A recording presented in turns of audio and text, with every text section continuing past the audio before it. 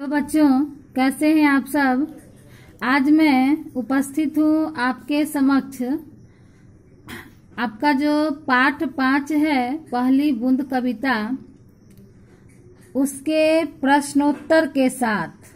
क्योंकि बच्चों, पिछले की वीडियो में मैंने इस कविता का जो भावार्थ है, इसका जो अर्थ है, उसको मैं बता दी थी।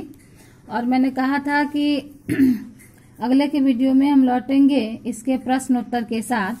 तो आइए इसका देख लेते हैं। प्रश्नोत्तर जो है पहले मौखिक, लिखित और उसके बाद आशय स्पष्ट।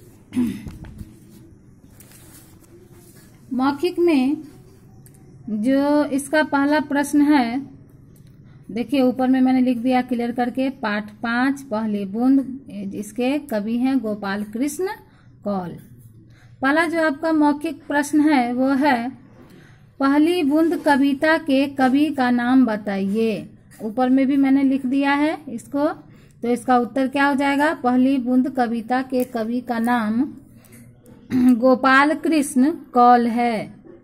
दूसरा जो प्रश्न है वो है, कविता में किस ऋतु का वर्णन किया गया है? तो इसका उत्तर है, कविता में वर्षा ऋतु का वर्णन किया गया है।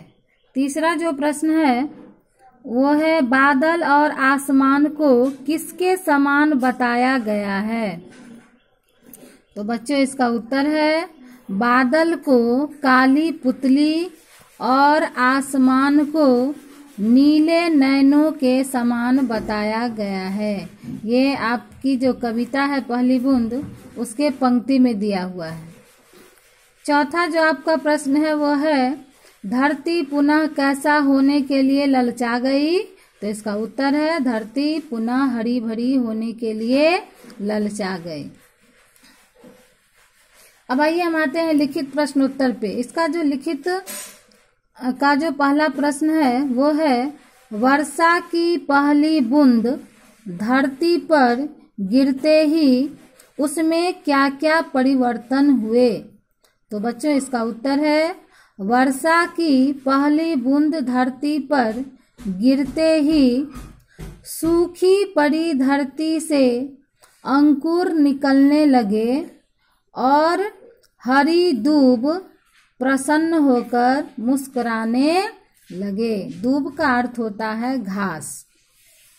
इसका जो दूसरा प्रश्न है, बादलों का धरती की तरुणाई से क्या संबंध है?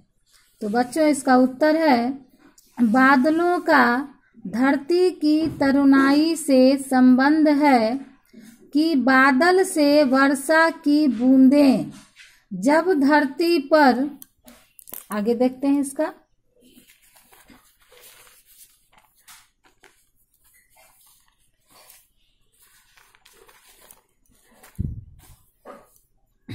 धरती पर गिरती है तब धरती हरी भरी हो जाती है, जैसे उसने अपने युवा अवस्था को प्राप्त कर लिया हो। अर्थात कहने का मतलब है कि जब बारिश की बूंदें उस पर पड़ती है तो मानो उसमें नया जवानी आ गया हो, अर्थात वह फिर से हरा भरा हो गया हो।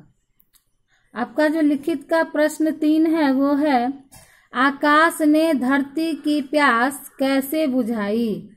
तो बच्चों, इसका शॉर्टकट में आंसर है कि आकाश ने धरती की प्यास वर्षा की बूंदों से बुझाई। इसका जो अंतिम चौथा प्रश्न है लिखित का वो है, वर्षा ऋतु के सौंदर्य का वर्णन अपने शब्दों में कीजिए। तो बच्चों, इसका उत्तर है, वर्षा ऋतु में मौसम बहुत सुहाना होता है, चारों तरफ हरियाली ही हरियाली होती है, वर्षा ऋतु से सूखे पेड़ भी हरे भरे हो जाते हैं।